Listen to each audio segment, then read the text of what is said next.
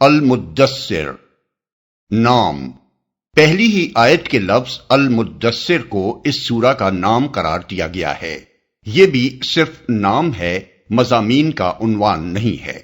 زمانہ نزول، اس کی پہلی 7 آیات مکہ معظمہ کے بالکل ابتدائی دور کی نازل شدہ ہیں۔ بعض روایات جو بخاری، مسلم، ترمذی اور مسند احمد وغیرہ میں حضرت جابر بن عبداللہ سے منقول ہیں، ان میں تو یہاں تک کہا گیا ہے کہ یہ قرآن مجید کی اولین آیات ہیں جو رسول اللہ صلی اللہ علیہ وسلم پر نازل ہوئیں۔ لیکن امت میں یہ بات قریب قریب بالاتفاق مسلم ہے کہ پہلی وحی جو حضور صلی اللہ علیہ وسلم پر نازل ہوئی وہ اقرا بسم ربک الذی خلق سے ما لم یعلم تک ہے۔ البتہ صحیح روایات سے جو کچھ ثابت ہے وہ یہ ہے کہ اس پہلی وحی کے بعد کچھ مدت تک رسول اللہ صلی اللہ علیہ وسلم پر کوئی وحی نازل نہیں ہوئی۔ پھر اس وقفے کے بعد جب اثر نو نزول وحی کا سلسلہ شروع ہوا تو اس کا آغاز سورہ مدثر کی انہی آیات سے ہوا تھا۔ امام زہری رحمۃ اللہ علیہ اس کی تفصیل یوں بیان کرتے ہیں: ایک مدت تک رسول اللہ صلی اللہ علیہ وسلم پر وحی کا نزول بند رہا اور اس زمانے میں آپ پر اس قدر شدید غم کی کیفیت طاری رہی کہ بعض اوقات آپ پہاڑوں کی چوٹیوں پر چڑھ کر اپنے آپ کو گرا دینے کے لیے آمادہ ہو جاتے تھے۔ لیکن جب کبھی آپ کسی چوٹی کے کنارے پر پہنچتے، جبریل علیہ السلام نمودار ہو کر آپ سے کہتے کہ آپ اللہ کے نبی ہیں، اس سے آپ کے دل کو سکون حاصل ہو جاتا تھا اور وہ اضطراب کی کیفیت دور ہو جاتی تھی۔ ابن جریر۔ اس کے بعد امام زہری خود حضرت جابر بن عبداللہ ہی کی یہ روایت نقل کرتے ہیں کہ رسول اللہ صلی اللہ علیہ وسلم نے فترۃ الوحی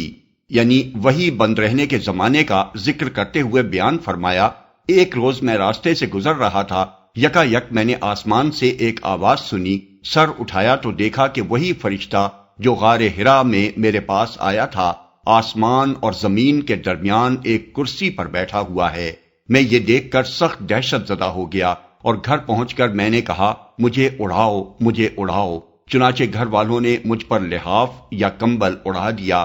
اس وقت اللہ نے وحی نازل کی کہ یا ایھا المدثر، پھر لگاتار مجھ پر وحی کا نزول شروع ہو گیا۔ بخاری، مسلم، مسند احمد، ابن جریر۔ سورہ کا باقی ماندہ حصہ آیت 8 سے آخر تک اس وقت نازل ہوا جب اسلام کی علانیہ تبلیغ شروع ہو جانے کے بعد مکے میں پہلی مرتبہ حج کا موقع آیا۔ اس کا مفصل واقعہ سیرت ابن ہشام میں بیان کیا گیا ہے، جسے آگے چل کر ہم نقل کریں گے۔ موضوع اور مضمون: جیسا کہ اوپر بیان کیا گیا ہے، رسول اللہ صلی اللہ علیہ وسلم پر پہلی وحی جو بھیجی گئی تھی وہ سورہ علق کی ابتدائی 5 آیات پر مشتمل تھی، جس میں صرف یہ فرمایا گیا تھا کہ پڑھو اپنے رب کے نام سے جس نے پیدا کیا، ایک لوتھڑے سے انسان کی تخلیق کی، پڑھو اور تمہارا رب بڑا کریم ہے جس نے قلم سے علم سکھایا، انسان کو وہ علم دیا جسے وہ نہ جانتا تھا۔ یہ نزول وحی کا پہلا تجربہ تھا جو اچانک حضور صلی اللہ علیہ وسلم کو پیش آیا تھا۔ اس پیغام میں آپ کو یہ نہیں بتایا گیا تھا کہ آپ کس کار عظیم پر مامور ہوئے ہیں اور آگے کیا کچھ آپ کو کرنا ہے، بلکہ صرف ایک ابتدائی تعارف کرا کے آپ کو کچھ مدت کے لیے چھوڑ دیا گیا تھا تاکہ آپ کی طبیعت پر جو شدید بار اس پہلے تجربے سے پڑا ہے اس کا اثر دور ہو جائے اور آپ ذہنی طور پر آئندہ وحی وصول کرنے اور نبوت کے فرائض سنبھالنے کے لیے تیار ہو جائیں۔ اس وقفے کے بعد جب دوبارہ نزول وحی کا سلسلہ شروع ہوا تو اس سورہ کی ابتدائی 7 آیتیں نازل کی گئیں اور ان میں پہلی مرتبہ آپ کو یہ حکم دیا گیا کہ آپ اٹھیں اور خلق خدا کو اس روش کے انجام سے ڈرائیں جس پر وہ چل رہی ہے، اور اس دنیا میں جہاں دوسروں کی بڑائی کے ڈنکے بج رہے ہیں خدا کی بڑائی کا اعلان کریں۔ اس کے ساتھ آپ کو ہدایت فرمائی گئی کہ اب جو کام آپ کو کرنا ہے اس کا تقاضا یہ ہے کہ آپ کی زندگی ہر لحاظ سے انتہائی پاکیزہ ہو اور آپ تمام دنیاوی فائدوں سے قطع نظر کر کے کامل اخلاص کے ساتھ خلق خدا کی اصلاح کا فریضہ انجام دیں۔ پھر آخری فقرے میں آپ کو تلقین کی گئی کہ اس فریضے کی انجام دہی میں جو مشکلات اور مصائب بھی پیش آئیں ان پر آپ اپنے رب کی خاطر صبر کریں۔ اس فرمان الہی کی تعمیل میں جب رسول اللہ صلی اللہ علیہ وسلم نے اسلام کی تبلیغ شروع کی اور قرآن مجید کی پے در پے نازل ہونے والی صورتوں کو آپ نے سنانا شروع کیا تو مکے میں کھلبلی مچ گئی اور مخالفتوں کا ایک طوفان اٹھ کھڑا ہوا۔ چند مہینے اس حال پر گزرے تھے کہ حج کا زمانہ آ گیا اور مکہ کے لوگوں کو یہ فکر لاحق ہوئی کہ اس موقع پر تمام عرب سے حاجیوں کے قافلے آئیں گے۔ اگر محمد صلی اللہ علیہ وسلم نے ان قافلوں کی قیام گاہوں پر جا جا کر آنے والے حاجیوں سے ملاقاتیں کی اور حج کے اجتماعات میں جگہ جگہ کھڑے ہو کر قرآن جیسا بے نظیر اور مؤثر کلام سنانا شروع کر دیا تو عرب کے گھر گوشے تک ان کی دعوت پہنچ جائے گی اور نامعلوم کون کون اس سے متاثر ہو جائے۔ اس لیے قریش کے سرداروں نے ایک کانفرنس کی جس میں طے کیا گیا کہ حاجیوں کے آتے ہی ان کے اندر رسول اللہ صلی اللہ علیہ وسلم کے خلاف پروپیگنڈا شروع کر دیا جائے۔ اس پر اتفاق ہو جانے کے بعد ولید بن مغیرہ نے حاضرین سے کہا کہ اگر آپ لوگوں نے محمد صلی اللہ علیہ وسلم کے متعلق مختلف باتیں لوگوں سے کی تو ہم سب کا اعتبار جاتا رہے گا، اس لیے کوئی ایک بات طے کر لیجئے جسے سب بالاتفاق کہیں۔ کچھ لوگوں نے کہا ہم محمد صلی اللہ علیہ وسلم کو کاہن کہیں گے۔ ولید نے کہا نہیں، خدا کی قسم وہ کاہن نہیں ہیں، ہم نے کاہنوں کو دیکھا ہے، جیسی باتیں وہ گنگناتے ہیں اور جس طرح کے فقرے وہ جوڑتے ہیں، قرآن کو ان سے کوئی دور کی نسبت بھی نہیں ہے۔ کچھ اور لوگ بولے انہیں مجنون کہا جائے۔ ولید نے کہا وہ مجنون بھی نہیں ہیں، ہم نے دیوانے اور پاگل دیکھے ہیں، اس حالت میں آدمی جیسی بہکی بہکی باتیں اور الٹی سیدھی حرکات کرتا ہے وہ کسی سے چھپی ہوئی نہیں ہیں۔ کون باور کرے گا کہ محمد صلی اللہ علیہ وسلم جو کلام پیش کرتے ہیں وہ دیوانگی کی بڑھ ہے یا جنون کے دورے میں آدمی یہ باتیں کر سکتا ہے؟ لوگوں نے کہا اچھا تو پھر ہم شاعر کہیں گے۔ ولید نے کہا وہ شاعر بھی نہیں ہیں، ہم شعر کی ساری اقسام سے واقف ہیں، اس کلام پر شاعری کی کسی قسم کا اطلاق بھی نہیں ہو سکتا۔ لوگ بولے تو ان کو ساحر کہا جائے۔ ولید نے کہا وہ ساحر بھی نہیں ہیں، جادوگروں کو ہم جانتے ہیں اور اپنے جادو کے لیے جو طریقے وہ اختیار کرتے ہیں ان سے بھی ہم واقف ہیں، یہ بات بھی محمد صلی اللہ علیہ وسلم پر چسپاں نہیں ہوتی۔ پھر ولید نے کہا ان باتوں میں سے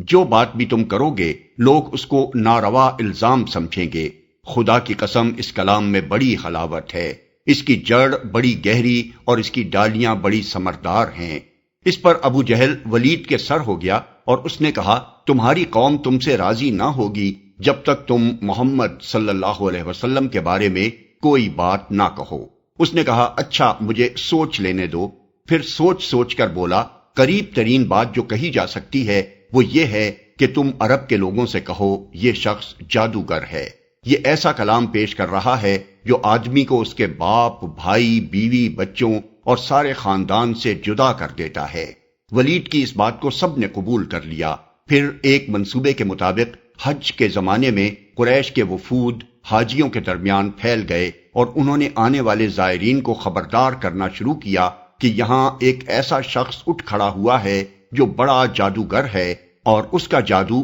خاندانوں میں تفریق ڈال دیتا ہے، اس سے ہوشیار رہنا۔ مگر اس کا نتیجہ یہ ہوا کہ قریش نے رسول اللہ صلی اللہ علیہ وسلم کا نام خود ہی سارے عرب میں مشہور کر دیا۔